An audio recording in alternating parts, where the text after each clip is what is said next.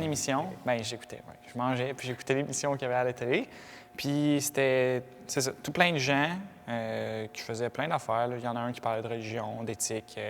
Un autre parlait de je sais pas trop quoi. Puis un autre, c'était un gars avec une petite barbe, puis qu'il avait l'air le plus en santé de toute la gang. Puis il dit, ben, tu sais, à un moment donné, il sort ça de même. Moi, je mange pas de sucre, tu sais. Puis, OK.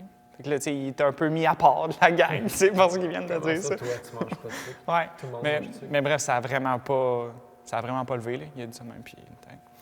Puis, oui, exact. Puis après ça, il y a une nutritionniste qui est arrivée sur le show, le plateau. Puis c'était justement pour parler du sucre, tu sais. Puis là, le gars, il a dit, ben oui, tu sais, comme... tu sais, c'est le fun que tu as là, parce que moi, ça fait 20 jours que, genre, je mange pas de sucre, tu sais, je suis en jeûne de sucre. Puis comme tu as tout de suite vu le regard de la fille, tu sais, qui était comme... Tu sais, elle l'a tout de suite, comme, jugé pour avoir fait ça. Puis là, le premier point que la nutritionniste elle a amené, c'était vraiment, c'était bon. C'était comme, tu sais, si tu es en guerre avec le sucre, tu sais, c'est pas nécessairement une relation que tu as envie d'entretenir. Tu sais, tu vas tout le temps comme être en train d'un peu de te piler dessus ou de... Oui, ou juste d'être pris avec cette relation-là toute ta vie. Tu sais, c'est Ouais. un peu ça que je te parlais la dernière fois, que, tu sais, si tu fais la... En fait, tu sais que si tu fais la guerre à quoi que ce soit, bien, c'est tout le temps là. Tu sais, c'est comme être... pour la paix ou être contre la guerre. Tu sais, t'es tout le temps comme... Il y a tout le temps de la guerre là, dans l'environnement. Oui, puis où est-ce que tu mets où est-ce que tu te concentres? Tu te concentres sur comme la guerre, tu te concentres sur le sucre. Tu sais, ce qui résiste persiste, tu sais, fait que ça va rester tout le temps. Fait que sur ce point-là, j'étais vraiment avec elle. Puis j'étais comme, crime, c'est drôle en plus, on venait d'en parler. C'était genre cette journée-là qu'on avait parlé qu'il fallait juste changer un peu notre relation qu'on avait avec le sucre, tu sais. C'est après ça que ça a foiré. Oups! Oui, parce que là, elle dit, tu sais, en plus de ça, ton cerveau, il a besoin comme de 50 55 des glucides que... en fait, ton cerveau consomme 50 de l'énergie que tu vas consommer de tes aliments. Ou, tu sais, un enfant de même. Fait que ton cerveau, il est ultra énergivore. Puis ça aussi, c'est vrai. Après ça, elle dit, tu sais, on a besoin, en gros, de 125 grammes de sucre pour qu'il fonctionne bien. Puis là, comme elle laisse ça de même, puis elle fait aucune différence entre les sortes de sucre, mettons, de glucides, ou, tu sais, aucunement parler de, mettons, des glucides que tu peux retrouver dans les fruits, dans les légumes, versus ce que tu peux retrouver dans les gâteaux vachons, là. Okay? Puis là, dans le fond, tout le monde sur le panel, là, était comme « Ah, merci! » Tout le monde était soulagé parce que ça venait de justifier que tu avais le droit de manger du sucre. Puis... Totalement ce qu'on fera pas. Non. Puis tu sais, après ça, j'étais vraiment super fâché parce que ma grand-mère, la réaction qu'elle a eue, c'était carrément la même réaction que eux sur le truc de télévision. Puis c'était comme « Ah ouais, hey, t'as-tu entendu ça? » Ça veut dire que je peux manger du sucre, puis je peux en manger 125 grammes, puis c'est correct, n'importe quel sucre. Puis ma grand-mère venait de me dire que ça faisait comme 2 jours qu'elle n'avait pas mangé puis qu'elle se sentait mieux, tu sais. Fait que juste cette madame-là là, qui vient dire des choses sans nécessairement comme, je sais pas, réfléchir. Fois, je me demande, par qui sont payés ce monde-là? Tu sais, ou tu sais, c'est qui sa clientèle? Souvent, c'est... Mettons, tu vas avoir une grosse clientèle, bien, dis pas des choses qui choquent trop, parce que sinon, tu te fermes des portes. Tandis que si tu ne fais pas sentir les gens trop mal, bien là, ils vont plus venir vers toi. Mais tu sais, je pense que c'est pas comme ça que ça devrait fonctionner. C'est pas comme ça qu'on fonctionne dans le coaching. Tu sais, si tu es vraiment là pour les bonnes raisons, c'est tu donnes les bons conseils, puis tu dis pas tout le temps au monde ce qu'ils veulent entendre. Tu leur dis ce qu'ils ont besoin d'entendre. Puis ça arrive souvent que ça choque. Tu sais. Tout le contraire de ce que cette madame-là voulait faire. Elle voulait s'assurer que, comme tout le monde soit ses amis, quasiment. On dirait que c'est ça. Puis, tu sais, ce que je trouve vraiment dommage, c'est que ça a vraiment bien commencé avec la relation que tu entretiens avec ta nourriture. Puis après ça, ça a juste dégénéré du fait que donner le droit à tout le monde de manger des sucres sans faire aucune distinction.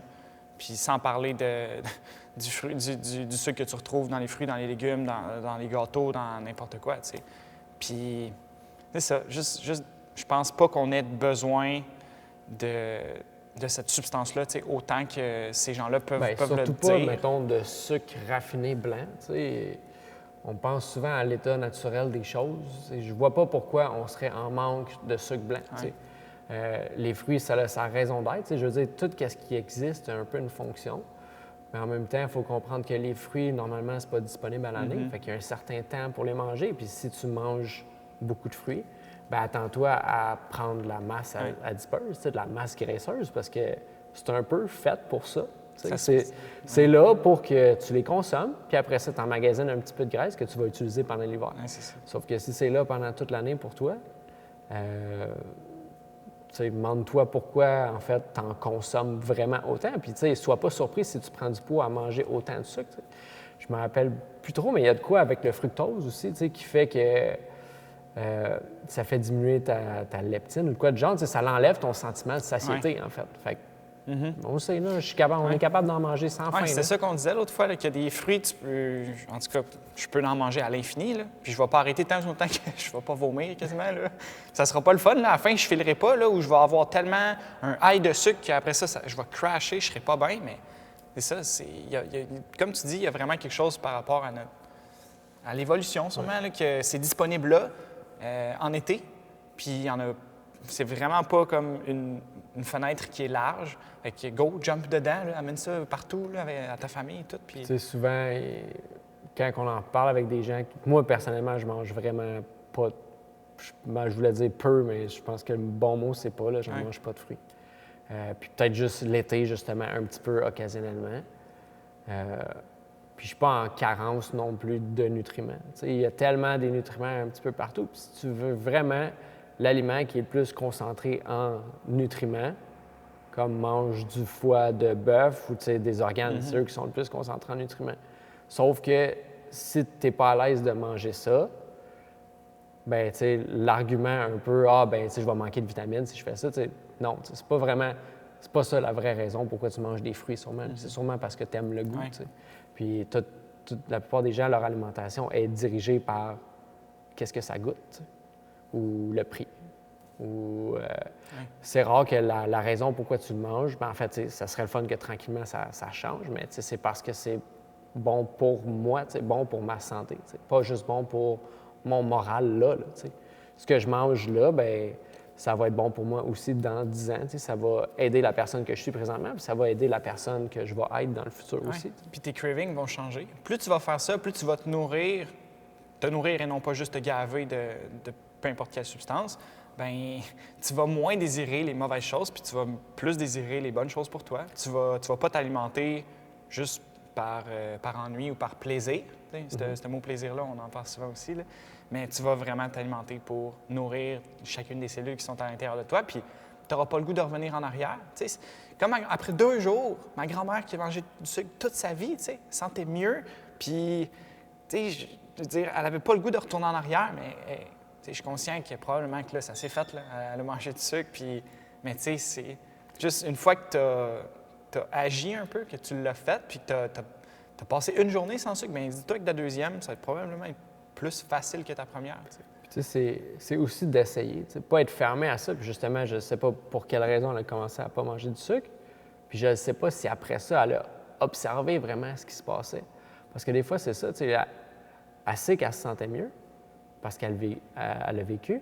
Puis après ça, si elle a mangé du sucre puis elle n'a pas trop été attentive à ce qui se passait, peut-être qu'elle ne sait pas, mais tranquillement, elle revient comme en arrière, là. Elle file de moins en moins bien. Puis ce qu'elle disait, la madame aussi, c'était bon de changer notre relation qu'on a avec les aliments, mais c'est aussi changer la relation qu'on a avec nous. Faire, pas nécessairement faire ce qui nous fait plaisir dans le moment, mais faire qu'est-ce qu'on a de besoin. Puis ça va un peu à qu'est-ce que je disais en tant que coach. On dit aux gens ce qu'ils ont besoin d'entendre. Puis c'est sûr qu'une fois de temps en temps, on leur dit ce qu'ils veulent entendre parce qu'on comprend que ça se fait à long terme, ces changements-là, mais c'est un peu la même chose avec l'alimentation. Il faut que tu fasses des petits changements, puis une fois de temps en temps, bien, tu te fais plaisir. En fait, tu te fais plaisir, carrément, mais comme observe comment tu files une fois que tu t'es fait plaisir puis tu as vraiment indulgé dans certains aliments. Est-ce que tu te sens bien? Non. Le lendemain, comment tu te sens? Moins bien. Puis tu sais, remarque aussi à quel point tu peux être fier de toi quand tu résistes à ces choses-là. Ça, c'est une chose, tu sais, de se le dire, ça, ou d'être fier de nous quand on n'a justement en fait, quand on a réussi à faire quelque chose de bien pour nous plus tard. Tu sais. Puis c'est que ça change aussi la relation que tu as avec toi. Tu sais, maintenant, tu fais des actions parce qu'elles sont bonnes pour toi, tu sais, pas nécessairement pour te récompenser. Tu sais, tu te récompenses de quoi? Tu sais, la récompense, on en a parlé précédemment, mais ça devrait être de juste faire les bonnes actions. Puis tu sais, si tu te récompenses tout le temps, en fait, j'ai pas l'impression que quand tu manges le soir puis tu manges des trucs que tout le monde sait. Là. En fait, tout le monde sait exactement qu'il ne devrait pas nécessairement tomber dans un sac de chips ou manger n'importe quoi. On a tout un peu cette voix-là en dedans de nous qui est en train de nous dire « Hey, comme ça, là, tu ne devrais pas être en train de le faire. » Sauf qu'avec le temps, j'ai l'impression qu'on l'écoute de moins en moins, puis comme c'est de plus en plus facile comme arrêter de s'écouter.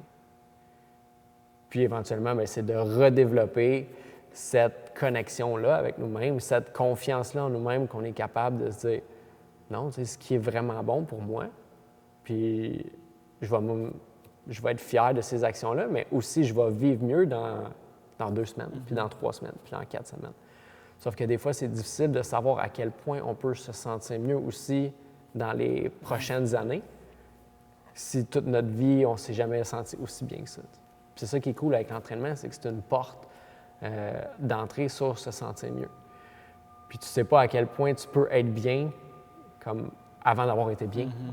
Ah, mais c'est pour ça qu'aussi la plupart des gens qui s'entraînent, mettons qu'ils font un gros workout, c'est leur premier, puis ils ont tellement plein d'euphorie à l'intérieur d'eux, tu sais, qui sont accrochés, là, puis ça a un bon côté, puis ça a un moins bon côté si, mettons, tu viens 7 jours par semaine, puis tu te défonces à tous les jours, puis tu finis à terre parce que tu veux plus te sentir, mais tu sais, juste cette récompense-là, tu sais, ça, c'est une récompense que tu as travaillé pour, tu sais, tu as passé à l'action, tu as fait quelque chose de bon pour toi, puis ton corps t'a dit « Hey, comme une petite tape dans le dos, puis let's go, là, c'est bon, là, on recommence, mais tu sais, encore là, avec une certaine... dans une balance, là. Ouais. Tout, Puis c'est un peu de ça qu'on voulait parler dans le podcast. On voulait parler d'un livre qu'on a lu toutes les deux, The War of Art, qui c'est un livre sur la résistance. Puis ça me fait un peu penser justement à cette petite voix-là, tu sais, qui parle en dedans de toi. Souvent, tu fais des actions que c'est difficile de ne pas faire. Puis c'est un peu ça, la résistance. Tu sais, c'est une force qu'on ne peut pas la voir, on ne peut pas nécessairement la sentir, mais en fait, on peut la ressentir. Tu sais, elle nous repousse de certaines choses.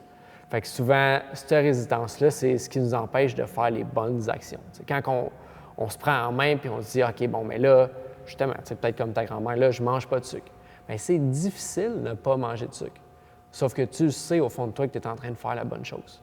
Puis le fait que ce soit difficile, justement, ça peut te guider dans la bonne voie. Tu te dis, OK, les actions qui sont difficiles, c'est vraiment ceux-là que je devrais faire.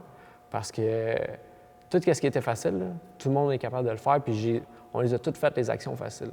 Fait que si on veut continuer à se développer en tant que personne, il va falloir tranquillement se diriger vers les actions qui sont plus difficiles. Il y a une belle image que je trouvais. Mettons, ça peut être juste... En fait, la résistance, là, ça pourrait quasiment être notre podcast, tu sais. Tu sais, elle s'est montrée avec le podcast. Oui, c'est vrai. Je veux dire, on était bien partis, mais tu sais, on a vu grand un peu, tu sais. Peut-être on voulait faire plein d'épisodes, tu sais, puis c'est vraiment une preuve, tu sais, d'être amateur, tu sais. On se dit, OK, on va faire ça. Puis là, OK, on se rencontre 2 fois par semaine, puis on a des mini-épisodes, puis des affaires de même, puis on partit super gros. Tu sais, ce qui est bien parce que, tu sais, je veux dire, ce qu'on a fait, c'est bien. Mais on l'a vu qu'après ça, ben ça a juste pris... On a sauté une semaine, on a sauté une autre. On s'est pas vu pendant les fêtes pour c'est pas nécessairement parce qu'on voulait non plus. Il faut comprendre que cette force-là, la résistance, c'est pas contre nous non plus. Elle est juste là. Ouais. Ça nous empêche de faire les choses qu'on a envie de faire. C'est pas contre personne, c'est juste que ça se présente. C'est comme les obstacles arrivent. Puis, tu peux continuer, là, mais comme tu dis, on voulait faire un épisode à toutes les semaines. Puis là, on se retrouve 1 mois et demi plus tard à faire notre épisode 15. Que quand l'épisode 14, bien, c'était avant les fêtes, je pense. Oui, c'est ça. Ouais. C'est comme si quand tu fais le choix, tu t'installes pour écrire, par exemple, parce que ça, tu peux, tu peux vraiment la ressentir À toutes les fois que tu vas t'asseoir, il va toujours y avoir comme un champ magnétique autour de ta feuille puis de ton crayon. Puis là, tu vas essayer de le prendre, puis là, tu vas faire comme « Hop, ouais, c'est vrai, il faut que je fasse genre le ménage ou il y a quelque chose de plus important que de m'asseoir. » En fait, c'est souvent quelque chose d'urgent, tu sais. Ouais. Puis c'est ça, on dirait que la résistance peut prendre cette forme-là aussi. Tu sais. Il y a vraiment ça qui est urgent dans ma vie que je devrais faire. Bien, faut pas que tu priorises les choses qui sont urgentes parce que ça, il va tout le temps avoir des petits feux à éteindre partout. Il faut que tu priorises qu'est-ce qui est important. Qu'est-ce qui est important pour toi? Qu'est-ce que tu dois vraiment faire qui vont non seulement t'aider toi en tant que personne, mais aider les autres autour de toi. Tu as une mission à faire puis tu peux en déroger comme tellement facilement. Ouais. Ouais, je l'ai réécouté aujourd'hui. Moi aussi hier. Oui. Puis tu sais, quand je disais que ce livre-là, tu vas le lire ou l'écouter 50 fois, bien, il va toujours y avoir des brides que tu n'auras jamais entendues, ou que tu n'auras jamais connecté avec. Puis j'en reviens pas que ça le fait encore. Tu sais, je disais ça comme là, une couple de semaines, que à toutes les fois que je le lisais, j'allais retrouver des petits passages qui venaient me toucher particulièrement à ce moment-là. Bien, ça me l'a encore fait à matin, tu sais, après l'avoir écouté peut-être 5 fois de plus que la dernière fois, tu sais. Puis... C'était quel passage? Y en a-tu un en particulier que tu te rappelles? Oui, bien, c'était à la fin, mais tu sais, c'est pas grave, là, ça va bien s'intercouper. Là. Je suis en train de lire en ce moment aussi The Blank Slate de Steven Pinker. Ouais. Puis, ça parle vraiment de l'humain, à savoir, est-ce que, tu sais, quand il vient au monde, est-ce que c'est un canevas qui est totalement blanc, puis c'est la société qui peint sur cette personne-là, puis fait en sorte que cette personne-là est bonne, pas bonne, intelligente, pas intelligente, etc. Puis, il a carrément dit le mot « blank slate » dans The War of Art. Fait que c'est pour ça que là, mon cerveau s'est allumé. Puis, je suis retourné en arrière, j'ai écouté le passage. Puis, ce qu'il disait, c'est que l'humain qui vient au monde, bien, il a une mission. Il ne vient pas comme... il n'y arrive pas en tant que blank slate. Genre, il y a vraiment quelque chose derrière lui qui le pousse à aller vers quelque chose. T'sais. Il y a vraiment une mission qu'il doit accomplir. Puis si tu te fermes à cette mission-là, si tu t'empêches comme de réaliser un peu ton objectif, ta mission, ta quête de vie, ben tu fais pas juste mal à toi, mais tu fais mal à tout le monde sur la planète. Si tu ne peins pas puis tu dois être genre Picasso ou Van Gogh ou tous les autres, bien comme... Tu prives le monde de tout le travail que tu aurais pu comme... Que à l'intérieur de toi. C'est un peu ça la résistance. Il disait justement, plus que l'action que tu dois faire est comme importante. La mission de ton âme, vraiment, plus que tu vas rencontrer de résistance. T'sais. Puis c'est pas une raison pour t'arrêter, parce que justement, c'est faire ça va non seulement comme te remplir toi, mais va aider le monde. T'sais. Puis si tu contribues pas au monde, puis tu choisis le chemin facile de justement dire « Ah, ça, je rencontre tellement d'obstacles quand je fais ça, puis c'est vraiment trop difficile », tu prives toute l'humanité de genre ton don à toi. Oui, puis c'est ça, tu t'empêches d'évoluer. Puis justement, si tu ressens quelque chose, tu sais, si tu ressens, mettons, justement, une force qui te répulse à faire quelque chose parce que c'est de la peur, bien, comme tu dis, la résistance, c'est une boussole qui te pointe vers ce que tu dois faire pour l'évolution de ton âme, ton esprit, ta personne, tu sais. Puis cette peur-là, justement, c'est... En fait, ce qu'il dit dans le livre, c'est que la résistance se nourrit de cette peur-là. Puis, tu sais, maîtrise cette peur-là et tu vas maîtriser la résistance. Ça me fait penser de... Il y a un passage, justement, qui parle... Qu'est-ce qu'elle dit? C'est une dame, je pense, qui fait son travail, mettons, mondain, là, tu sais, qu'elle aime vraiment pas sa vie, qu'elle apprend qu'elle a un cancer. Puis finalement... Comme il reste, je sais pas combien de mois à vivre, puis elle est comme, bon, ben ça y est, elle met sa job de côté, puis elle est comme, je vais écrire des chansons mexicaines parce que c'est ça qui me fait vraiment triper, puis elle se met à écrire des chansons mexicaines. Finalement, elle a un petit peu, tu sais, je sais même pas si elle a de la popularité ou quoi que ce soit, mais elle fait juste qu'est-ce qu'elle aime, elle voyage un petit peu, puis finalement, ben son cancer part, tu sais. Fait que je me demande, Je sais que dans un autre livre, il parle que le cancer, puis un petit peu qu'est-ce qu'on sait avec le système nerveux, tu sais, comme quoi si c'est juste pas un état passé la dépression, tu sais, si ce serait pas ton dernier mécanisme de défense. Parce que quand tu vis, mettons, ta mission de vie, tu es un peu en flow, tu sais, en harmonie avec la vie. Puis après ça, bien, quand tu rencontres des obstacles, bien, tu te combats un petit peu pour justement surmonter ces obstacles-là, ce qui est une bonne chose. Puis après ça, si les obstacles deviennent trop grands ou tu viens qu'à diminuer un peu la personne que tu es parce que, tu sais, je ne sais pas si ça va faire du sens pour le podcast qu'on a présentement, mais si tu viens qu'à diminuer la personne que tu es parce que par défaut, tu vas souvent vers l'alcool, par défaut, tu vas souvent vers le sucre pour changer l'état dans lequel tu es, puis tu arrêtes de comme, créer la personne que tu es, tu te retrouves face à des obstacles que tu n'es plus capable d'affronter. Puis ta solution, ça vient d'aller vers certaines substances. Mais là, tu te retrouves dans un mode flight. Tu n'as pas envie d'être là. Tu as l'impression d'être un peu une proie dans la vie. Puis si jamais tu ne règles pas ça puis tu ne reviens pas nécessairement dans la bataille, être capable de surmonter les obstacles pour après ça revenir dans ton flot de vie, bien là, tu vas tranquillement te diriger vers comme la dépression. Puis une fois que tu es dans la dépression, mais là, ton choix, c'est encore l'action. C'est tout le temps l'action, le choix. Puis c'est pas de prendre une substance X. Puis c'est ça qui est triste un petit peu là-dedans, c'est qu'on dirait qu'on vit dans une société qui le sait qu'on a ces addictions-là, qui essaie de nous vendre une substance pour être capable de bien faire passer notre vie. Je sais pas, de nous garder comme en bas. En fait, c'est d'être des citoyens exemplaires, là. C'est juste de comme pas trop faire de bruit, de pas déplacer les choses, de pas vouloir changer les choses, de vouloir garder ça tel que c'est là parce que ça fonctionne, puis que c'est pas cassé.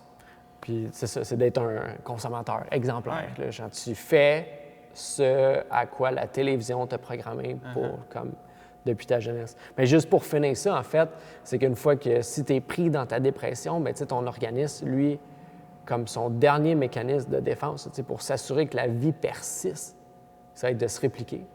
Puis, c'est quoi un cancer? C'est des cellules qui se répliquent, qui se répliquent, qui se répliquent, qui se répliquent. Fait que ça fait du sens que du moment où ce que tu retrouves ton flow avec la vie, ton envie de vivre, ton envie d'être là, d'être présent, que ton cancer comme, te quitte, fasse comment, mais finalement, il vit. On n'a pas besoin d'essayer de détruire son organisme pour se multiplier. Comme, il est là, il est vivant. That's it. Oui. Bien, tu sais, mais c'est quand même curieux que la job du cancer, ce soit de détruire son hôte un peu, tu sais. Que ce soit le dernier mécanisme du corps humain, comme pour se sauver. Tu sais, on dirait de sa... Bien, c'est un mécanisme de défense comme n'importe quelle cellule, en fait. Une cellule, un organisme unicellulaire, mettons, qui ne veut pas mourir, bien, il va comme se répliquer pour essayer de survivre, ça. Oui. Ah, mais c'est fou si, admettons, tu te mets à voir toutes ces petites... En fait, c'est pas des petites maladies du tout, là, mais ces maladies-là, comme que si, finalement, tu te mettais juste à... Tu sais, un burn-out, tout ça, tu sais, burn-out, c'est plus relié à ton travail. Puis la dépression, c'est une coche d'après. Tu sais, c'est quoi? C'est pas mal toute la même affaire. Tu n'as plus le goût d'être là. Tu sais, si, mettons, un burn-out, tu n'as plus le goût d'être à ta job, OK, on va te donner 2 mois, puis reviens après. Ouais. Mais tu sais, si tu changes rien, c'est peut-être juste que tu as... Je pense que tous ces genres de maladies-là, les maladies auto-immunes, sincèrement, je veux pas que le monde prenne ça mal, ce que je vais dire, sauf que je veux juste comme leur redonner du pouvoir, je pense, dans leurs mains. Parce que du moment où tu es comme, cette maladie-là, c'est moi qui me l'ai infligée. Comme, ça met le pouvoir dans tes mains de la faire partir. Mais du moment que tu dis, je ne sais pas pourquoi ça m'est arrivé, je vais prendre les médicaments qu'on me donne pour ne pas dépérir, bien, ça t'enlève tout le pouvoir. Tu n'as pas le choix d'avoir tes médicaments pour bien fonctionner dans la vie. Tandis que si tu dis, cette maladie-là, c'est moi qui me l'ai infligée, puis comme le burn-out, si tu vas travailler, puis à un moment donné, tu n'es juste plus capable de travailler, tu t'en retournes, tu prends comme ta médication pour filer mieux, tu es à la maison pendant 2 mois, tu files mieux, mais tu n'as pas rien appris de ça, tu n'as pas eu envie de changer ta vie, tu retournes au travail, puis tu retombes dans le même environnement que tu n'aimes pas. Le problème, c'est l'environnement. Comme si tu n'as pas pensé un peu à tes affaires puis te dire, OK, finalement, c'est vraiment l'environnement que j'aimais pas. C'est vraiment où est-ce que je suis, j'ai pas envie d'être là. Fait que c'est ça que je dois changer. Sauf que si tu n'apprends rien de ta condition, si on veut, bien, tu vas aller de condition en condition en condition. Puis ça aussi, il en parle un peu dans le livre, comme c'est une forme de résistance. T'sais, on connaît des gens qui ont tout le temps une petite maladie, comme quoi que qu'est-ce que t'as, là, tu sais, je fais pas, j'ai une grosse grippe, là, j'ai fait une pneumonie, là, j'ai fait ci, j'ai fait ça. T'sais. On dirait que ils vont de condition en condition, puis c'est un peu comme c'est leur forme de résistance à eux, ça vient comme leur création noire, genre. Ils sont en train de créer quelque chose, un chef-d'œuvre de conditions, au lieu de comme juste être capable d'exister. Parce que ces conditions-là leur attirent de l'attention, puis somme toute, amènent une genre de gratification. Ah, OK, finalement, le monde vient vers moi parce que je suis malade. Puis sans dire, je ne veux pas dire qu'il y a plein de monde qui font ça, mais on sait que ça existe. Puis c'est pas une façon de faire. Oui, mais qu'est-ce que. En tout cas, souvent, peut-être qu'au début, tu peux attirer l'attention, mais à un moment donné, tu vas juste répulser cette attention-là. Il n'y a plus personne qui va vouloir être comme dans ton entourage. Si, mettons, tout ce que tu fais, c'est drainer l'énergie des autres, on dirait, pour t'apitoyer sur ton propre sort. Bien, c'est que si tu t'en rends compte, parce que tu as un peu deux choix. Soit tu vas t'en rendre compte et tu vas changer en tant que personne, ou soit tu ne vas pas t'en rendre compte puis tu vas changer de cercle. Tu vas te déplacer d'environnement en environnement, où est-ce que tu vas pouvoir attirer l'attention dans ces environnements-là. Fait que, c'est sûr qu'à un moment donné, tu vas te retrouver un petit peu plus tout seul. Puis je pense que c'est là qu'on peut intervenir en tant que coach, ou n'importe qui en tant que psychologue. Si tu es dans cette condition-là, puis va vers quelqu'un, un professionnel qui peut t'aider puis qui peut te dire vraiment ce que tu as besoin d'entendre. Parce que ça se peut qu'ils ne le remarquent même pas, qu'ils soient tout le temps malades puis qu'ils font juste entretenir ça, parce que pour eux, ils sont habitués à ça, c'est ce qu'ils se connaissent, ils ont de l'attention qui vient avec ça. Sauf que si jamais personne ne te le dit, « Hey, là, tu draines tout le monde. Puis je te dis ça parce qu'on est amis, là, parce que je t'aime. Pas parce que je veux que ta vie aille mieux. Mais si jamais il n'y a personne assez fort autour de toi pour être capable de te dire ça, ça se peut que tu restes là-dedans. Puis une fois que tu t'isoles, bien, c'est là où est-ce que tu es encore plus une victime potentielle à, justement, la dépression. C'est lié à l'isolement. Puis plus tu vas t'isoler, bien, comme moins tu vas avoir de relations avec les autres qui vont t'amener à, justement, vouloir te sortir de là. T'sais, un humain seul, c'est rien de bon. Là. On est fait pour être ensemble, là, tout le monde. Je pense que, justement, la dépression, ça doit être une étape, justement, pour t'enlever du code génétique, peut-être, là, parce que, justement, tu n'es pas capable de vivre, de peut-être évoluer. Tu restes coincé dans quelque chose qui n'est pas bon pour personne. Personne, oui. Pour personne. Fait que, bref, je pense que tout ça, ça nous amène à le livre 1. En fait, le livre de The War of Art est séparé en 3 parties. La première, la première des premières parties, c'est la vie que tu ne vis pas. Okay? Oui. Bien, il parle, en fait, c'est vraiment la vie que tu ne vis pas, puis il définit vraiment ce que c'est la résistance. Puis, tu sais, chaque petit bout commence par la résistance, c'est, ou la résistance fait, ou la résistance est ça. T'sais. Comme j'en ai un, tu sais, juste ici, c'est la résistance et le trouble. Comme à quel point qu'un artiste ne tolère pas le chaos ni le trouble dans sa vie. T'sais, il sait que plus qu'il y a du trouble, plus qu'il y a du drama, bien, moins il est capable de créer, de faire son art. Plus ça l'empêche justement d'avoir du temps pour créer. On le sait, là, quand notre chambre ou notre maison est en bordel, là, c'est qu'on est en bordel là-dedans un petit peu. Là.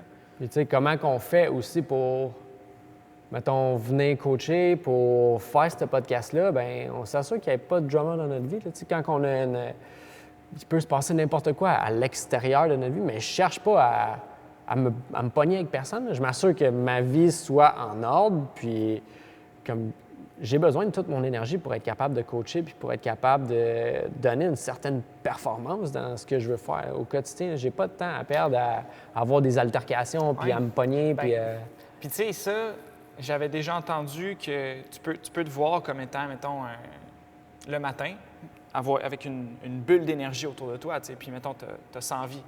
Puis à toutes les fois que tu vas rencontrer quelque chose, que ce soit, mettons, déjà en te levant, tu te lèves, puis tu vois que ça traîne partout dans ta chambre, tu es comme... Là, il y a plein de petites vies qui partent parce que toi, tu dis, OK, non, moi, je ne ferai pas ça. C'est le chaos, mais bon, OK, ça ne m'atteint pas. T'sais. Fait que là, tu es peut-être rendu à 90. Après ça, tu t'en vas pour comme manger ou je ne sais pas trop quoi. La personne avec qui tu vis est là, boum, il te lâche une petite pine, bam, tu as d'autres vies qui partent parce que, tu sais, je me suis protégé, ça ne m'a rien fait. Mais à un moment donné, tu vas arriver à, comme justement, ici ou en train de faire un podcast, peu importe, puis tu n'auras plus de vie, tu n'auras plus cette protection-là. Tu vas maintenant on va t'avoir drainé ton énergie là, à toi là, que tu utilises pour faire le bien dans le monde. Là, ton énergie créative, ton énergie d'amour. Là, où est-ce que quand tu es avec les autres, tu as envie d'être là, tu es patient, puis tu as vraiment beaucoup, beaucoup de plaisir à leur montrer ce que tu peux être de mieux. T'sais. Puis c'est ça, le chaos, je pense que ça peut vraiment t'empêcher d'aller dans cet endroit-là. Et puis on dirait que ça, mettons, tu parlais en termes de vie, là, mais on dirait que ça vient de me flasher. Je me suis dit, ça, c'est peut-être juste, mettons, la façon que je viens de le voir, je me suis dit, c'est la quantité de joie que tu as dedans de toi. T'sais. Parce qu'il y en a du monde là, qui sont comme constamment joyeux, bien, c'est parce qu'ils opèrent de cette place-là, ils opèrent à partir de leur cœur, puis il n'y a rien qui les atteint vraiment parce qu'il n'y a rien qui vaut la peine de les atteindre. C'est un peu ça. Quand tu es vraiment en accord avec ce que tu fais ou tu vis ta mission de vie, mais le reste, c'est le reste. Je veux dire, il n'y a rien qui vaut la peine que je me mette de mauvaise humeur. Du moment où je peux être mal servi au restaurant, je peux être mal comme accueilli par n'importe qui. Sauf après ça, c'est mon choix à moi de me dire, bon, ben là, je donne l'importance à cette personne-là, puis finalement, je suis fâché. Ou je fais juste comme faire, bon, ben c'est poche, cette personne-là, comme elle vivait quelque chose de difficile, je peux-tu faire quelque chose pour elle? Non, bon, ben, parfait, je vais continuer à aller vivre ma vie puis continuer à être de bonne humeur parce que j'ai aucun pouvoir sur cette personne-là, puis elle devrait pas avoir aucun pouvoir sur moi non plus. T'sais.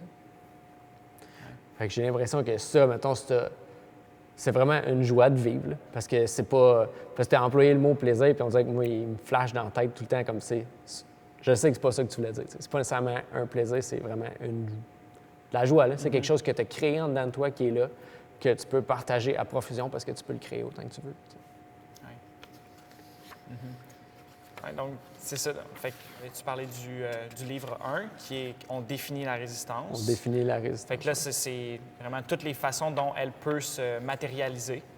Ça peut être sous forme de rationalisation, du fait que tu n'es pas prêt pour te lancer, tu n'as pas ce qu'il faut pour faire le grand saut, peu importe. Je pense en donnant les exemples qu'on a donnés, comme au début du podcast, on en a parlé comme beaucoup déjà de comment il y en nommait sans comme qu'on y aille. Oui, non, c'est ça. Mais il y en a un, justement, quand on parlait de la résistance, puis un peu d'être un bon citoyen, puis de se médicamenter, puis ces affaires-là, il y a juste de quoi que j'ai mis en gras ici, là, que c'est dit, au lieu d'appliquer comme un savoir personnel, la discipline personnelle, la gratification délayée, puis de la dure labeur, bien, on consomme simplement un produit. Je pense qu'à chaque fois qu'on se met à faire ça pour se sentir mieux, pour s'élever, nous, on a l'impression qu'on fait ça, mais c'est pas ça que ça fait pantoute. On fait juste comme se tirer vers le bas, puis progressivement se rendre de moins en moins autonome en tant qu'humain. On dépend de plus en plus comme d'un système. T'sais, ce qui n'est pas une mauvaise chose de vivre en société. En fait, on s'assure que tout fonctionne bien ensemble. Mais comme il y a certaines choses qu'on devrait revoir, puis je comprends à quel point tu aurais pu être frustré par la fille qui disait que, tu sais, le sucre, on a besoin de, je sais pas, 125 grammes de sucre pour notre cerveau à tous les jours. Point. Je sais pas si elle, en dedans d'elle, elle pense qu'elle fait du bien en disant ça. Ben moi, je pense que... Parce qu'en tant que nutritionniste, me semble, tu dois savoir... Mais, elle, je la vois plus comme une femme qui veut qu'on change notre relation avec la nourriture, peut-être. Puis c'est ça, puis de démoniser comme... Parce que, tu sais, on le sait, là, présentement, c'est les sucres. À un moment donné, c'était les gras. je sais pas si les protéines, à un moment donné, ça va venir. Mais je pense qu'ils ont chacun leur tour. Ben, la viande rouge. Oui, puis c'est pour ça qu'il faut peut-être pas justement suivre ces trends-là. Puis peut-être que c'est ça. En tout cas, je sais que c'était pas mal intentionné, mais c'est sûr que je trouve ça un peu. Mais je pense aussi que c'est. Maintenant, si tu veux être vraiment éduqué, tu sais, puis t'aider là, toi-même, comme fais tes recherches. Ou sinon, toi-même. comme côtoie des gens que eux cherchent à devenir de meilleures personnes, puis tranquillement, tu vas devenir une meilleure personne. Puis tu sais, c'est le chemin d'une vie, là, devenir une meilleure personne. Fait que tu as le temps, c'est juste comme mets l'emphase là-dessus. Si du moment où ce que tu te dis, OK, ben moi, j'évolue plus, je stagne, c'est bon, où ce que je suis satisfait, bien, je pense que c'est pas long. Mettons, une transformation, puis c'est drôle parce que dans le cours de yoga, ça fait 2 fois que je pige la même carte. Hier, c'était justement la carte de la transformation, puis ça disait que le changement, je ne me rappelle plus exactement ce que ça disait, mais ça disait que le changement, c'était d'apprécier où ce que tu étais présentement, mais comme en ayant un œil sur le futur. Je l'ai débattu tout court. C'était pas ça que ça disait pantoute. Mais ça disait que apprécie où ce que tu es, mais sache que tu veux continuer d'évoluer quand même. Il y a mieux. Tu peux comme espérer mieux. Ah ben c'est ça. Apprécier ce que tu es là, mais sans nécessairement vouloir rester là tout le temps. T'sais. Parce qu'une fois que... C'est peut-être ça aussi, là, la résistance, qui dit « ben non, tu es bien là, fais plus rien. » Ben, c'est une belle façon de se matérialiser, justement. Puis ça, c'est une genre de rationalisation aussi. Tu sais, dans le fond, ma vie est correcte, puis tout ça. Tu peux avoir de la gratitude à tous les jours pour ce que tu vis, mais tu peux aussi te dire, ben je veux continuer à me développer en tant que personne. Tu peux faire ça jusqu'à temps que tu meurs. Fait il n'y a pas de raison d'arrêter de le faire. Puis je pense que si tu arrêtes de le faire, c'est là que tu te mets à vieillir vraiment, pour vrai, à dépérir, à gagner en âge comme l'image qu'on a de quelqu'un qui vieillit. C'est pas parce que ton âge avance que ta biologie est obligée de changer à ce rythme-là. Si tu te gardes vivant, mais tu vas avoir l'air vivant comme pendant longtemps. C'est sûr qu'il y a des trucs là, pour, disons, rester en santé vraiment longtemps. Puis je pense qu'un de ces trucs-là, c'est de jamais vouloir d'arrêter d'apprendre. C'est de jamais se dire que, ben, tu sais, maintenant j'arrête. Tu sais, justement, là, je ne travaille plus, j'ai plus besoin d'apprendre. Je suis bien où ce que je suis, puis c'est souvent là où est-ce que les gens attrapent comme plein d'affaires. Là. Je sais pas si ça a un lien, ou est-ce que tu arrêtes d'évoluer puis que tu es juste là pour, disons, profiter, on dirait. Là. Mais ça ne m'étonnerait pas que ça ait un lien. Je me dis que tu dois finir par te sentir vide aussi un peu, tu sais, si tu stoppes. Là.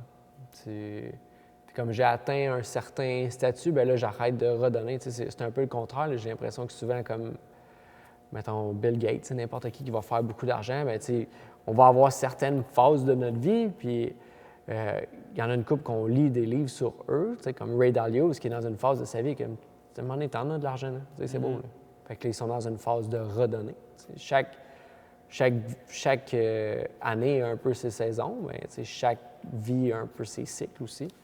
Fait que de savoir où est-ce que tu te situes présentement, puis qu'est-ce que tu as envie pour aujourd'hui, puis les mois qui s'en viennent, puis les années qui s'en viennent. Dans quel cycle es-tu?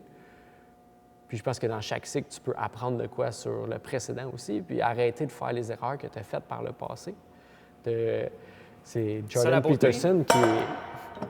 Tu sais, il parlait, son analogie un peu, lui, il dit que c'est la meilleure qu'il a trouvée en 25 ans, fait que j'imagine qu'elle ne doit pas être si mauvaise. Ben, elle doit pas être si mauvaise que ça, mais il avait l'air de dire qu'elle était mauvaise, puis elle n'est pas si mauvaise que ça. Mais c'est comme si, à chaque fois que tu traversais, mettons, toi, là, dans ta tête, tu penses que c'est impossible une vanne blanche qui arrive de la gauche. Tu l'as entendu? Il dit, ben c'est ton seul, mettons, blind spot. Fait que c'est ton seul angle mort, c'est ça. C'est la seule affaire dans ta vie qui se peut pas. Qui se peut pas. Fait que ça va arriver un moment donné où tu vas traverser la rue et tu vas te faire ramasser par une vanne blanche qui arrive par la gauche parce que juste... Pas parce que toi, tu penses pas que ça existe, que ça n'existe pas. Ouais. Puis si tu n'apprends pas de ça, bien, ça se peut que tu n'avances jamais dans la vie parce que ça va t'arriver plus qu'une fois. Puis plus ça arrive, bien, plus c'est difficile de surmonter ça. De dire, ouais, OK, mais je me suis encore fait ramasser par la vie, puis pourtant, je fais tout ce qu'il faut. Ouais. Mais c'est Mais juste que tu refuses d'aller là. tu as juste un blind spot que tu n'as pas envie de te tourner vers, puis de voir vraiment la vie comme elle est. C'est un blind spot. Oui, puis Ça, Kim, on en a plein. Genre, il y a plein d'aspects de notre vie qu'on n'a pas envie d'aller voir dedans parce que c'est difficile de faire face à ça. C'est difficile de se rendre compte, ouais, tu sais, j'ai peut-être ce problème-là, je suis peut-être ce genre de personne. Est-ce que je suis ce genre de personne-là? Ouais. Tu sais, ça... De se rendre compte que finalement, tu sais, pourquoi est-ce que tu n'as pas commencé à faire ce que tu voulais faire, c'est juste parce que tu as peur, tu sais, c'est juste parce que tu n'es pas, on dirait que tu n'es pas peut-être prêt à justement vivre misérablement assez, tu sais. Tu sais, on en a parlé déjà que c'est beau de voir, mettons, tu sais, mettons un artiste, quand tu veux devenir un artiste, quand tu veux devenir peut-être un entrepreneur, ou, tu sais, toi, tu le sais, là, mettons, tu as vécu dans le sous-sol du gym, tu sais.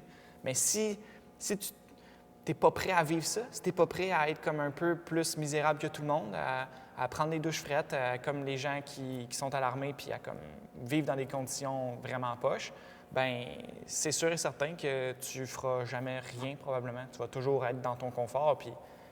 Ça s'apprend. Ouais. Qu'est-ce qui est hot, c'est que tout s'apprend si tu es ouvert à apprendre. Puis ça, être misérable, c'est un peu un skill. Tu sais, à chaque fois qu'on sort de la douche froide, bien, on est content. Ouais. Puis c'est pas parce qu'on est bien pendant qu'on le fait. Là. C'est juste qu'une fois de plus, on a surmonté une envie qu'on n'avait pas. Et puis on commence ça. C'est la première chose que je fais quand je me lève, c'est je réfléchis à peine. Là. Je m'en vais là. Puis des fois, je reste peut-être 2 minutes dans la douche juste à comme pas la tourner parce que j'ai vraiment pas le goût. Mais à un moment donné, il y a comme, mais tu sais, on va rester là aussi longtemps que tu ne tourneras pas ça dans le fret, là, tu sais. Puis je sais que c'est ça. Puis je sais que une fois que je vais l'avoir faite, bien, ça va être la première goutte qui va être tough. Puis après ça, ça va être correct. À la limite, ça va quasiment faire du bien, là. Tu sais, je vais être fier de moi. Tu sais, on parlait justement d'être satisfait des choses que tu étais capable de faire par toi-même. Tu sais, cette force-là, dans la douche, là, quand je suis là, puis je suis comme, OK, je le fais-tu, tu sais? Bien, j'ai pas consommé quelque chose. Tu sais, je suis allé la trouver à l'intérieur de moi, cette force-là. Puis c'est carrément ça qu'on aime. Bien, en fait, on commence notre journée de même pour nous dire, hey, tu as fait probablement une des affaires les pires que tu peux faire aujourd'hui. Tout le reste, oui, direct. Puis après ça, tout ce que tu vas pouvoir faire, ça va être C'est un bon. peu dans... Tu sais, des fois, on peut être vu comme extrême aussi dans ce qu'on fait, mais il faut comprendre qu'on a changé la personne qu'on est tranquillement vers ça. Puis on le fait pas pour être comme méchant envers nous ou se punir. Il n'y a pas de cette notion-là. On le fait justement parce que, en même titre que les blind spots, à un moment donné, là, la vie, comme on le facile vraiment. Là. Puis il va arriver, comme la maladie, ça existe, tout existe. Ouais. Puis à un moment donné, même que ça nous frappe, on veut être prêt. T'sais. Puis pas parce qu'on veut encourager le fait que ça va arriver, mais juste parce qu'on le sait absolument pas. Parce qu'on a des blind spots, puis comme on est aveugle, on les voit pas, t'sais. Puis à un moment donné, on va probablement se faire pogner, puis... Je veux juste pas être le genre de personne qui s'attendait pas à ça. Ou, sûrement que je m'en attendais pas. En fait, un événement X va arriver, puis ça va me frapper en pleine face, puis je vais faire « Oh my God! » tu sais. Je m'attendais pas à ce que ça arrive. Puis après ça, je vais me rappeler, je vais faire, tu sais, bien, toute ma vie, je me suis entraîné pour surmonter ça, fait que là, je veux surmonter. Ouais. Puis, en fait, tout ça, c'est vraiment pour développer ton mental, ton mindset, puis être capable de puiser dans toi pour trouver l'énergie. Puis dans un livre, puis cette phrase-là, je ne sais pas qu'est-ce que je vais faire avec ça, il faudrait que je l'écrive partout, mais il parle de Socrate, comment que les seuls individus qui sont vraiment libres, c'est en fait que chaque individu est libre seulement dans la limite de sa propre maîtrise, dans la maîtrise de soi. Puis que ceux qui ne se maîtrisent pas soi-même, ils sont condamnés à trouver des maîtres qui vont les maîtriser. Puis j'ai pas envie qu'il y ait autre chose que moi-même me maîtrise. Fait que c'est tranquillement vers ça qu'on veut aller, puis qu'on veut enseigner ici à la Forge, c'est de montrer aux gens comment se maîtriser soi-même pour qu'ils se sentent libres. Puis te sentir libre, c'est pas nécessairement comme avoir tous les choix du monde. C'est juste toi en dedans, comment tu te sens. T'sais. Est-ce que tu sens que tu es libre de tes propres actions ou tu le sais pas puis tu es constamment attiré par des substances qui sont néfastes pour toi ou des activités qui sont néfastes pour toi? Fait que c'est d'avoir cette conscience-là, puis être capable de se détacher, puis observer comme juste l'individu qui est là, qu'est-ce qu'il fait, tu sais? C'est quoi, pourquoi il agit d'une telle façon. Ouais. Puis une fois que tu es capable de faire ça pour toi, bien là, tu deviens un ami pour toi-même. Tu sais, un bon ami, il va te dire les vraies choses. Tu sais, il va te voir aller, puis il va te dire ce que les autres n'ont pas envie de te dire parce qu'ils ne veulent pas, justement, créer de vagues. Mais ton vrai ami, lui, il va tellement vouloir ton bien qu'il va y aller, là. Même si tu le pousses, tu sais, même si tu le traites de méchant ou peu importe, mais lui, ça part vraiment de de sa meilleure place à l'intérieur de lui. C'est pas méchamment qu'il va faire ça. C'est le genre de truc qu'il faut comprendre aussi, tu sais, que justement, on est tous là pour apprendre quelque chose, puis chaque personne, ce qu'elle a à nous dire, en théorie, on peut apprendre quelque chose de ça. Puis ça fait pas tout le temps du bien sur le coup, parce qu'en fait, ça fait jamais du bien quand on est confronté à vraiment ce qui est vrai. Souvent, comme une claque d'en face, puis c'est comme « Oh! » Puis là, t'es comme « Non, je suis pas comme ça. Puis finalement, tu dors là-dessus, puis le lendemain, tu fais comme « Bon, ben merci, tu sais, c'est ça que j'avais besoin, parce que j'y ai repensé. » Puis notre première réaction, c'est ça. T'sais, on n'a jamais comme... C'est jamais la bonne pensée qui vient en premier. On a souvent une pensée défensive en premier, puis après ça, OK, on prend un peu de recul, un peu de step back, puis on évalue. Pourquoi cette personne-là dit ça? Mais cette personne-là, ça peut être toi. Ça peut être toi qui finis par te donner des bons conseils. Sauf que faut que tu apprennes à le faire, puis progressivement, puis il faut que tu apprennes à te faire confiance. Puis comment tu apprends à te faire confiance? Bien, en agissant, en faisant les actions que tu dis que tu vas faire, puis en arrêtant de, justement, te laisser bardasser un peu à gauche puis à droite, puis par cette résistance-là. Ouais. Puis ça nous amènerait quasiment à parler du deuxième livre, qui est, je pense, c'est Turning Pro. Oui. Oui? Bon, bien, tu sais, c'est un petit peu dans cet état-là que tu veux être. Tu veux vraiment changer la personne que tu es, puis plutôt que de voir la vie comme étant un amateur, bien, tu vas vraiment te tourner vers c'est quoi les qualités d'un professionnel. Tu sais, comme, mettons, pour nous, dans l'exemple du podcast, bien, ça serait que, tu sais, à toutes les semaines ou à tous les jours, tu sais, mais on a un calendrier fixe, puis comme on ne peut pas déroger de ça. Tu sais, on est là, on show up, on est présent, puis on ne s'en va pas tant longtemps qu'on n'a pas fait notre travail. Puis ce que j'aimais aussi, l'analogie de l'amateur puis du professionnel, c'est que amateur, je pense que la première partie, ça veut dire comme par amour, tu sais. Mais un professionnel qui va faire ça tout le temps, qui va vraiment se tourner vers cette profession-là, mais comme jour et nuit, bien, c'est lui vraiment qui va aimer ça. Puis l'autre, il aime pas assez ça pour, justement... Pour en faire sa vie. Pour en faire sa vie, tu sais. Puis je trouvais ça vraiment, justement, puissant. Ça me faisait penser un peu à tantôt quand on parlait d'être misérable. Mais tu sais, lui, il agit même s'il sait que ça se peut que ça tourne mal, tu sais.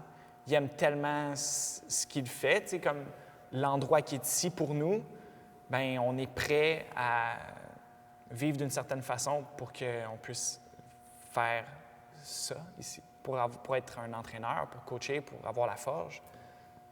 Puis, il en parle dans... Je reviens au premier livre, mais eux, ils ne savent pas. Que... je l'ai dit. Que, justement, un professionnel, tu sais, le succès, mettons, ce qui est une star, tu sais, ça, c'est un byproduct, ça vient après. Tu sais. C'est pas pour ça qu'il fait ça. Il n'a pas envie d'être une star. Là. C'est pas son but premier. Ouais. Il n'a pas envie d'être une star. Puis le professionnel se concentre vraiment sur le travail. Il donne le meilleur qu'il peut. Puis il sait que, comme il n'y a pas une journée où ça va arriver souvent qu'il va jouer puis il va être blessé. Mais il s'en fout. Tu sais. Il a appris à comme, passer par-dessus. Il a appris qu'il y avait des éléments tough. Puis ça ne l'empêche pas de vivre dans l'amour de ce sport-là ou dans peu importe sa carrière. C'est un peu ça. Là. Je veux dire, on n'est pas payé pour faire ça. Sauf que à toutes les semaines, ben, on prend le temps de faire des recherches puis lire un livre. Puis c'est vraiment juste parce qu'on a envie d'éduquer les gens. Puis je pense que c'est un peu c'est un peu ça qui est le fun des podcasts, parce que la plupart, oui, ils finissent par être payés par les commanditaires tranquillement, mais comme c'est des gens qui font ça par amour. Il y avait une idée. Ça se sent aussi. Quand quelqu'un est là pour l'argent, bien, souvent, c'est pas le même message. Fait que, tu sais, ce qu'on dit, c'est parce qu'on pense que c'est vrai, puis comme dans l'autre podcast, on n'est pas en train de mentir. Là. On est là parce qu'on aime ça faire ça, puis parce qu'on a envie de partager, puis on a envie que les gens apprennent, puis on le fait aussi comme égoïstement, je pense, parce qu'on veut se développer en tant que personne en faisant ça. T'sais, on veut améliorer notre setup, puis il y a besoin d'être amélioré, on l'a vu. Oui. Ouais. Bien, puis comme tu dis, égoïstement, ça peut être vraiment juste de, tu sais, en maîtrisant un sujet, puis en parlant ouvertement pendant un nombre de temps X. Mais après ça, c'est à l'intérieur de nous.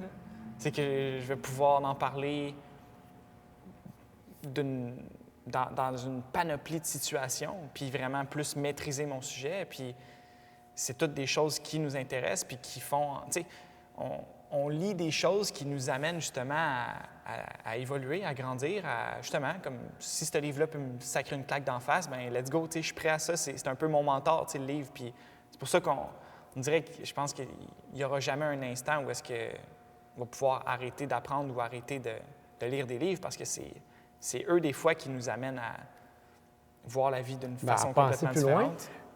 Puis ça, le principe de mentor, j'en parlais, je pense avec Joey, à quel point c'est important d'avoir ça. On dirait qu'on a mis un peu de côté les gens plus vieux que nous. Oui. On fait partie de la génération où la technologie a accéléré non-stop. Là. Puis on dirait que les gens plus âgés ont été laissés vraiment derrière parce qu'il n'y avait pas ces compétences-là technologiques où ils ne voyaient pas l'utilité de les développer. T'sais. Fait qu'ils ont été laissés un peu derrière parce qu'ils n'ont pas suivi cette vague-là technologique. Mais reste que ces gens-là, c'est des mines de savoir. Là. Ils ont appris plein d'affaires pendant toute leur vie. Puis parce que technologiquement, ils ne sont pas au même niveau que nous, on les a mis derrière. Mais au fil du temps, dans n'importe quelle société, il y a tout le temps eu une personne plus âgée qui détenait le savoir puis qui le transférait aux jeunes. Puis j'ai l'impression que notre génération, c'est ce qui nous manque. T'sais. On n'a pas nécessairement le grand-parent qui vient nous conter un peu ses histoires, qui nous permet d'apprendre de ça, parce qu'on est tellement comme sur notre technologie à comme tout voir en même temps puis vouloir ne rien manquer. Tandis qu'on a des grands-parents qui sont là qui... Moi, sincèrement, c'était un moment que j'aimais le plus à Noël. C'était être assis là puis écouter mes grands-parents parler ensemble. Ils parlaient comment c'était à Montréal dans le temps, puis comment les gangs de rue, puis les quartiers. Puis c'est hâte, là, je suis là, puis vous me contez des histoires. Puis on apprend comme ça avec des histoires, puis on est capable de tirer des leçons de ça. Fait que j'ai vraiment l'impression qu'avoir un mentor, c'est important. Puis si c'est pas une personne, mais ça sera un livre, mais il faut juste être ouvert qu'il y ait ces gens-là qui sont plus vieux que nous, qui en connaissent plus que nous. C'est pas parce qu'on maîtrise une technologie qu'on est plus intelligent que n'importe qui. Encore moins. Je pense que ça peut facilement nous faire régresser si on ne l'utilise pas bien. Sauf que c'est ça, d'avoir un mentor, quelqu'un sur qui on peut se fier, des gens qui parlent de connaissances, de choses qu'ils ont vraiment vécues, qui ne font pas juste dire « Ah ouais, ça, les statistiques, c'est ça, fait que vous devriez faire ça parce que c'est ça qu'on a vu dans les statistiques. Non, qui parlent vraiment d'expérience de vie. Tu prends ce que tu as envie de prendre puis tu laisses ce que tu as envie de laisser. Quand j'étais jeune, mon idole ou mon mentor, c'était mon grand-père. Puis pourquoi? Bien, à cause de sa sagesse. Je le disais quand j'avais 11 ans, peut-être, là, que je voulais avoir la sagesse de mon grand-père. Puis, à 11 ans, tu veux être sage, c'est un peu bizarre, mais c'est en côtoyant cette personne-là que tu te rends compte qu'il y a vraiment quelque chose à l'intérieur d'elle que les livres ou peu importe ne pourront pas t'apprendre. Juste à passer un après-midi avec, tu en ressors comme différent parce que tu la vois aller, cette personne-là, puis juste quand il arrive quelque chose, elle pète pas les plombs, mettons. Puis tu es habitué de voir une personne qui, à toutes les fois qu'il y a une petite affaire, qui gueule puis qui fait sur tout. T'sais. Puis là, tu as une autre personne à l'antipode qui est juste comme, ben, tu sais, ça arrive, je contrôle pas tout, puis je vais juste faire de mon mieux pour plus que ça arrive, mais puis si ça arrive, ben, je vais pas taper personne, tu sais. Puis c'est puissant. Ouais. Ben, c'est drôle parce que moi aussi, c'est mon grand-père. Puis justement, de lui, c'était le travail. Là. Il était tellement travaillant. Puis c'est écouter les autres parler de lui aussi. Là. À quel point il avait une compagnie de tapis quand il était plus jeune. Puis. Les tapis, ça fait longtemps. Ça fait longtemps. Il posait comme les tapis partout dans la ville de Montréal. Il faisait plein de magasins. Il se pognait un rouleau de tapis, là, mettait ça sur l'épaule, puis il montait je sais pas combien d'étages. C'est pesant en sacrament un rouleau de tapis. Là. Puis c'est lui qui m'a comme initié vraiment au travail. Puis avec lui, tu sais, je pelletais de la scrap, je charriais, n'importe quoi. Puis à quel âge? Je pense que j'ai commencé à aller travailler avec lui là, à 6 ans. Là, tu sais. Il me traînait partout. Parce que moi, mon père, peut-être plus vers 7 ans, justement. Quand mon père a quitté, mon grand-père, on dirait qu'il m'a comme pris sous son aile. Puis ça, juste de le voir travailler, puis quand j'avais fini de pelleter ou j'avais fini de ramasser, c'était tough, mais comme il était content que je l'avais fait, là, puis il était comme, oh, mais tu sais, next. Fuck! Mais d'être avec lui, justement, puis de le voir travailler, puis c'est ça, j'étais d'entendre les gens parler de lui, tu sais, comme, ah ouais, tu sais, ton grand-père, maintenant, il était fort, ton grand-père, il est travaillant, puis quand il arrive de quoi, tu sais, il chiale jamais, puis je suis comme, tu sais, c'est le même que j'ai envie d'être. Plus que le temps avance, plus que je m'en viens comme lui, puis je suis content, tu sais. C'est juste que je pense qu'il vit pas présentement la vie de rêve, là. Il mériterait vraiment mieux, puis c'est ce que j'aimerais être capable d'y offrir aussi avec le temps, avec tout ce que j'ai appris de lui, mais comme c'est ça, c'est important d'avoir un mentor qui est là, tu sais, puis qui t'éduque, qui te montre c'est quoi la vie, tu sais, qu'est-ce que tu connais de la vie à 20 ans, là? Ouais. Rien, là. Ouais. Genre rien. Là. Puis surtout si tu n'as pas été encadré tant que ça, tu vas... Justement, on a plein de blind spots, puis à un moment donné, tu te fais ramasser à gauche, à droite, mais il faut que tu apprennes de ces choses-là. Puis je pense que c'est la seule chose qu'on peut vraiment dire qui fait partie de la vie, c'est apprendre. Autrement, tu te diriges vers autre chose que la vie. Puis tu sais, en même temps, je comprends le fait que à 20 ans, qu'est-ce que tu sais de la vie, mais tu as quand même quelque chose à donner aux autres. Ça, c'est sûr. Puis, faut pas que ton âge devienne une porte fermée pour toi. T'sais. J'ai écouté un podcast tantôt avec Mary Forleo. Elle a écrit, je me rappelle plus quel livre. Everything is figureable, figure-outable, quelque chose comme ça. Ça. Mais bref, c'est un livre qui a vraiment levé. Là. C'est un bon livre, ce qui paraît. Puis elle disait qu'à 23 ans, elle a commencé à donner elle s'est partie une firme de conseil, je sais pas trop, là, de business ou peu importe, mais elle n'avait jamais fait ça, tu sais. Puis maintenant, elle se dit, wow, tu sais, qu'est-ce que j'avais dans ma tête? Tu sais, je savais rien à 23 ans, mais tu sais, il reste qu'elle l'a fait, elle a sauté, puis maintenant, ben, tu sais, c'est une best-seller, puis tu sais, elle l'a fait anyway. T'sais. Bien, qu'est-ce que je connaissais de l'entraînement à 22 ans? Tu sais? Ouais. Quand j'ai ouvert le gym, j'avais jamais coaché un coach, j'avais jamais eu de business, tout était comme des nouvelles expériences. Sauf qu'au fond de toi, je pense que c'est ça, il y a quelque chose en dedans de toi qui dit je peux faire mieux. Ouais. Je peux aider les gens malgré le peu que je connais, je peux quand même être capable de redonner aux gens. Je ne mentirais pas, je dirais pas que je sais tout non plus, mais c'est de faire le premier pas, de te montrer, d'aller dans l'arène, de ne pas t'empêcher parce que tu sais pas trop, mais comme juste de rester dans les estrades puis regarder les autres, dire « Ah ouais, c'était bon ça, c'était un bon coup, tu sais, mais ça aurait pu être toi qui le fais, tu ne sais pas quand tu vas être dedans, les idées que tu vas avoir, tu sais pas tant sur ton temps que tu n'as pas essayé, on dirait. Puis, justement, cette notion-là d'être là, d'aller te salir, de vivre misérablement pendant un instant, bien, c'est cette force-là, puis c'est ce qui va faire de toi comme le grand-papa intéressant à écouter, t'sais. C'est toi qui tu vas parler de ce qui t'est arrivé, puis tu vas quasiment être content de dire « Hey, genre pendant ces années-là, là, c'était un peu la merde. » Puis, bien, comme je suis vraiment fier de ces années-là aussi. Ouais.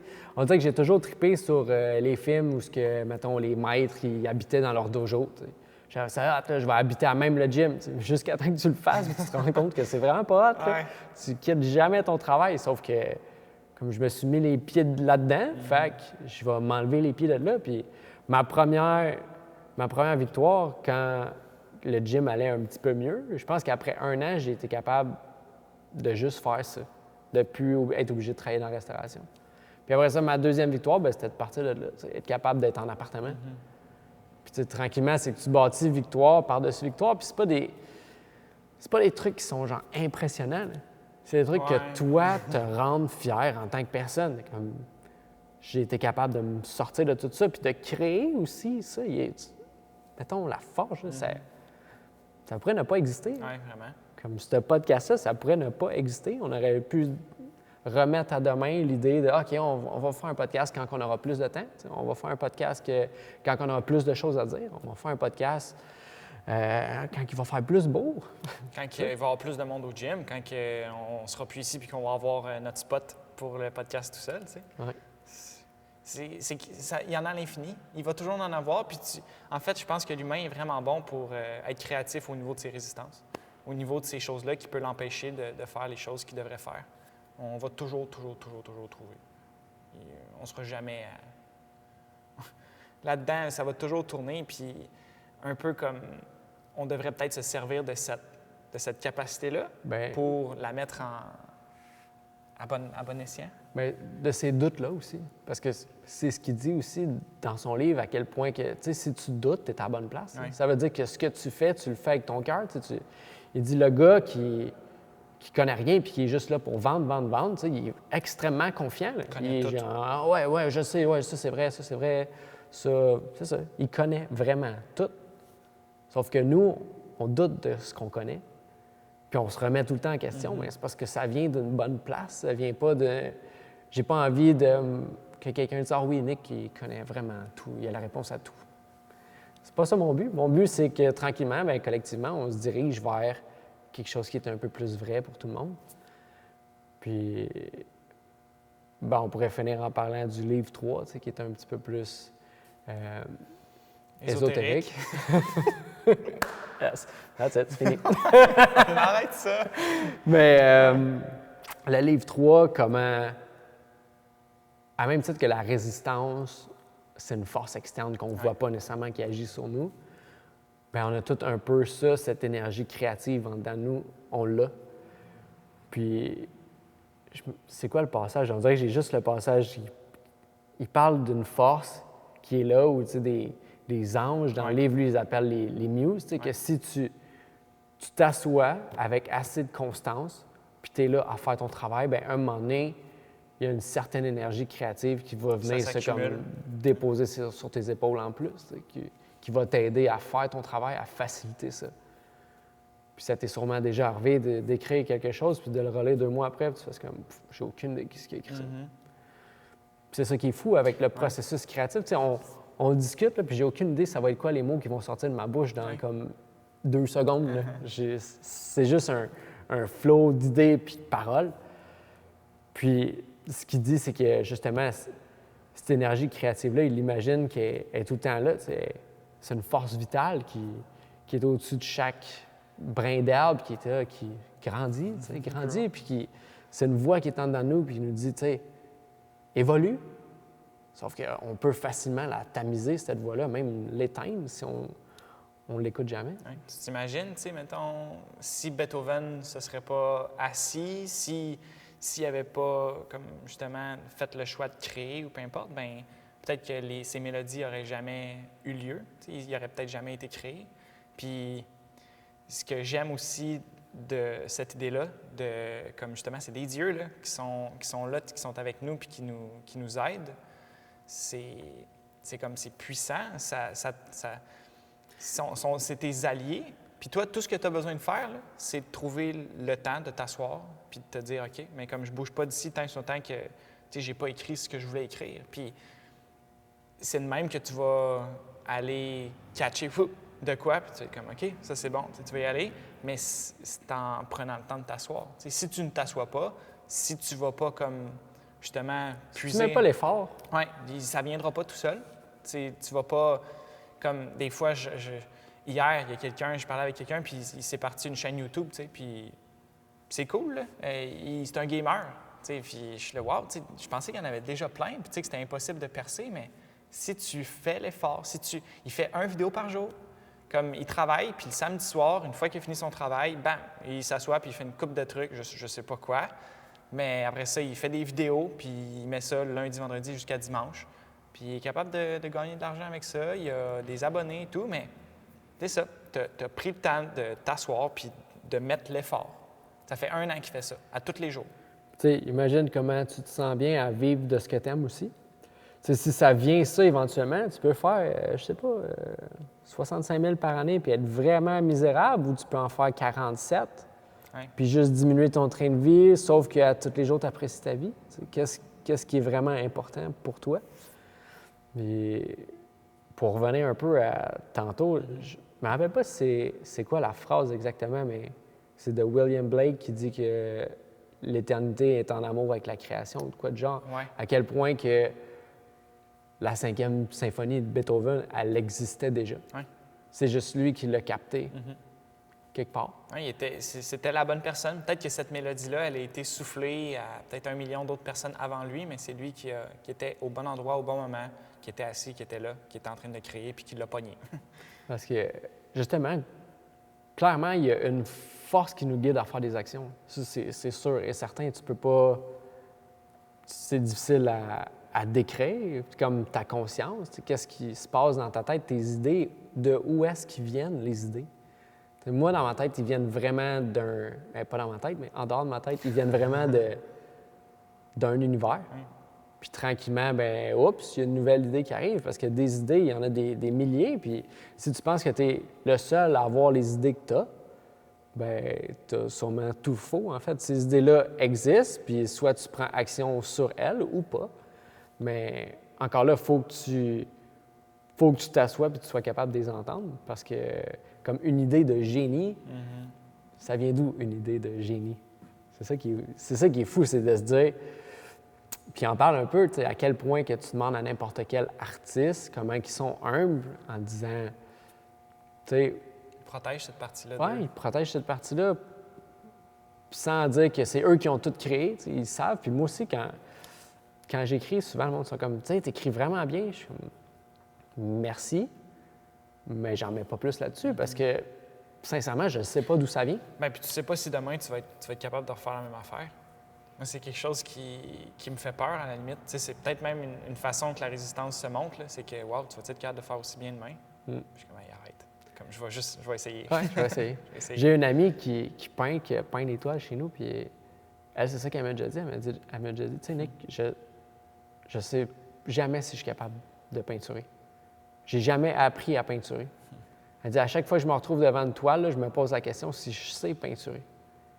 Puis après, il se passe quelque chose, puis la toile est finie. Je suis comme, ça, c'est fou raide, là. Puis c'est difficile à comprendre si tu n'as jamais été nécessairement dans un processus créatif. Ah ouais, comment tu peux écrire puis comme ne pas être là, je sais pas, mais des fois, ça fait 3 heures que j'écris, puis je ne sais pas ce qui s'est passé. Ouais.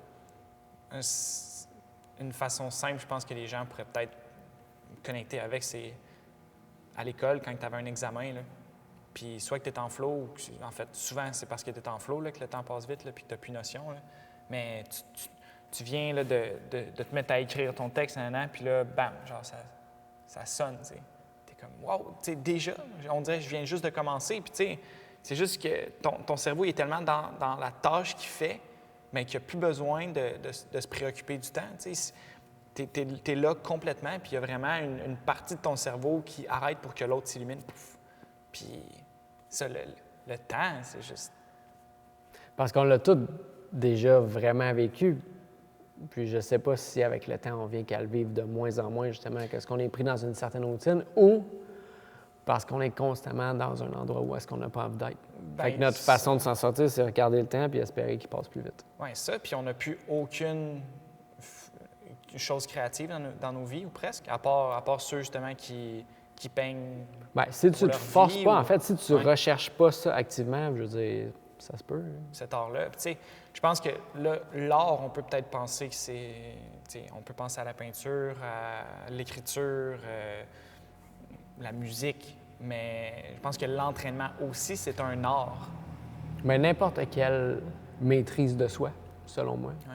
Puis c'est un peu ça que je remarque de plus en plus, c'est que quand je suis dans un entraînement, puis je suis pas là en train d'essayer d'apprendre quelque chose sur moi ou je trouve ça difficile, puis je trouve ça trop difficile, en fait. Bien, dès que je suis pas en train d'apprendre quelque chose sur moi, le temps passe moins vite. Ça n'existe même pas, le temps, en fait. Fait que, aussi bien utiliser le moment qu'on est là pour apprendre quelque chose sur nous puis pour se développer en tant que personne, parce que le temps va passer avec ou sans nous. Ouais. Tu voudrais-tu nous lire, mettons, une de tes citations favorites? Parce que je sais que tu en as peut-être plein, puis ça serait peut-être une bonne idée, là, de voir si il y en a qu'on n'a pas nécessairement parlé puis qui te touchent vraiment. Puis je pense que ça pourrait être cool aussi pour les gens de voir des petites brides là, de ce livre-là qui ont vraiment comme touché droit dans le mille pour nous autres. Mais il y en a une couple que j'ai surlignée, là. OK. Puis, je peux... C'est plus de... En fait, je vais pas la lire nécessairement, mais... La traduire? La traduire. Ouais. Tu sais, qu'ici, il parle de la procrastination, puis il dit que la chose la pire à propos de la procrastination, c'est que ça peut devenir une habitude.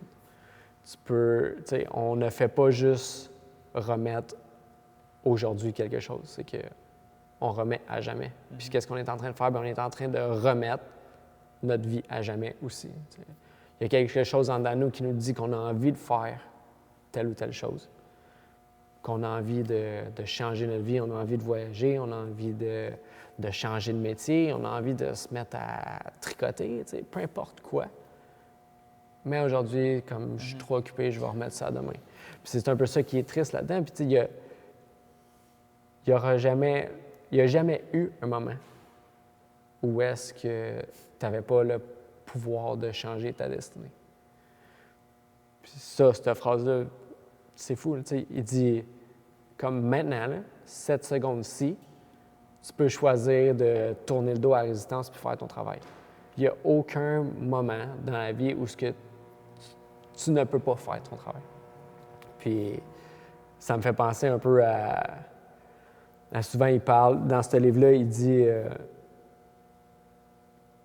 il y a plein de raisons pourquoi on ne pourrait pas faire notre travail.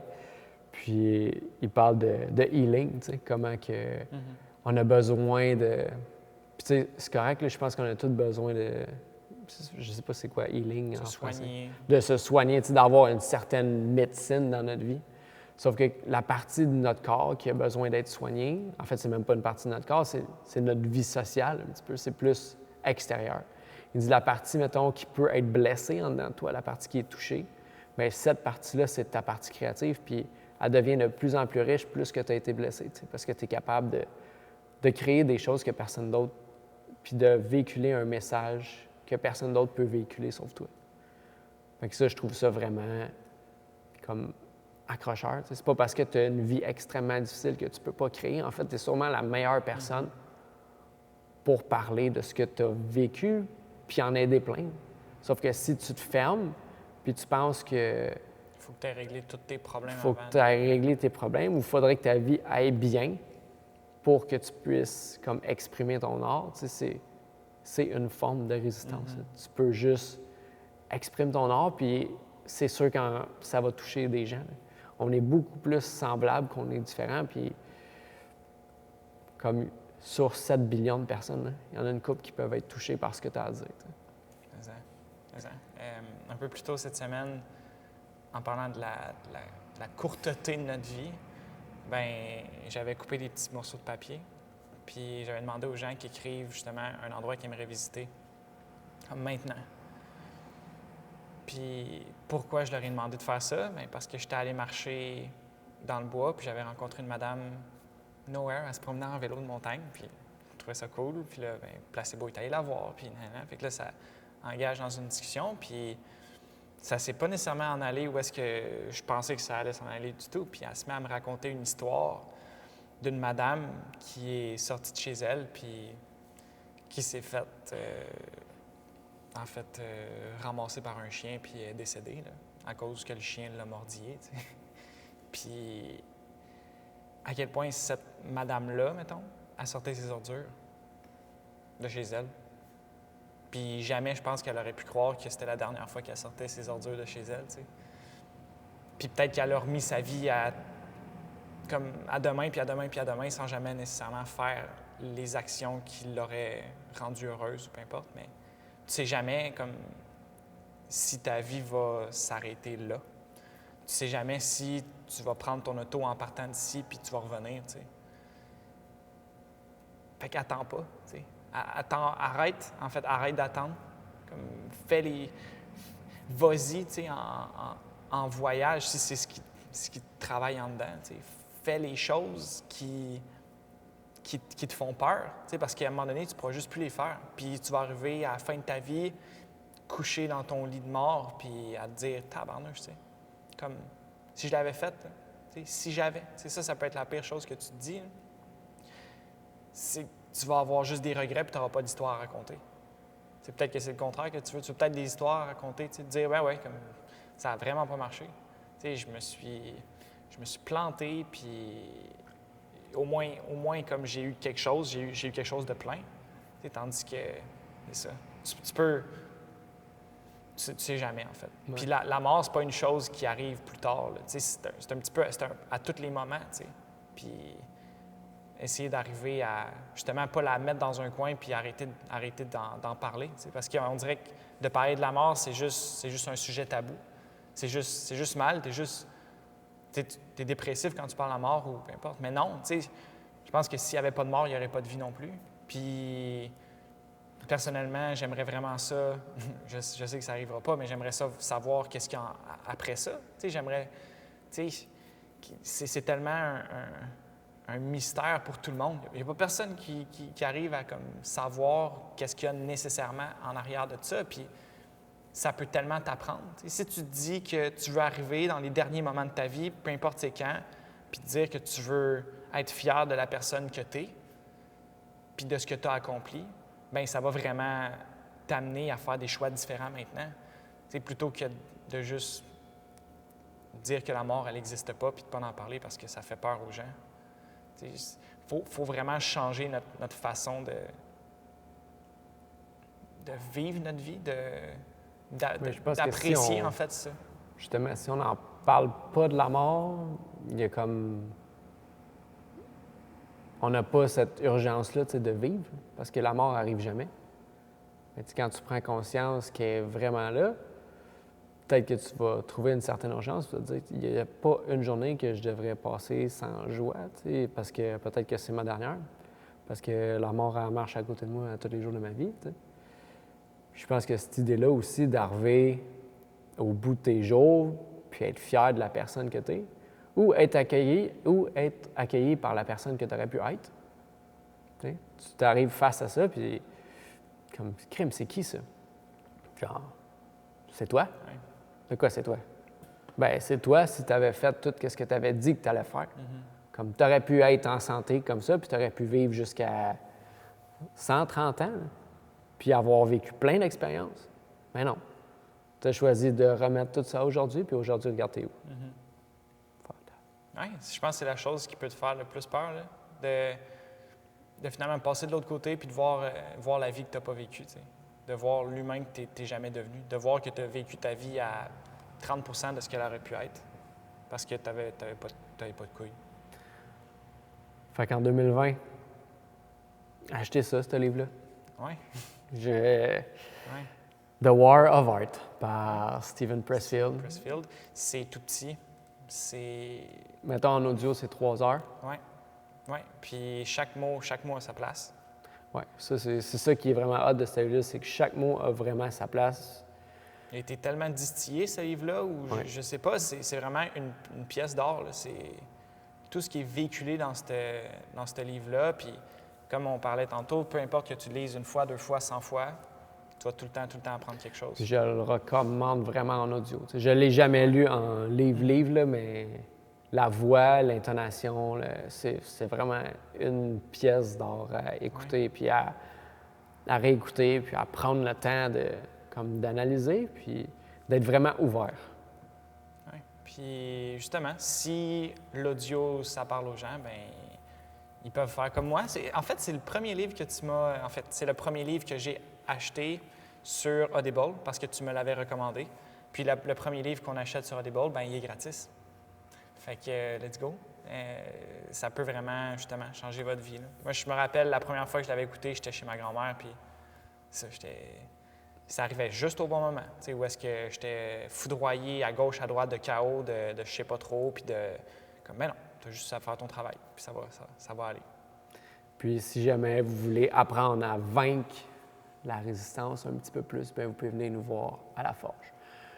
Puis sinon, bien, continuez à nous écouter si vous pensez que ce qu'on dit est pertinent. Ouais.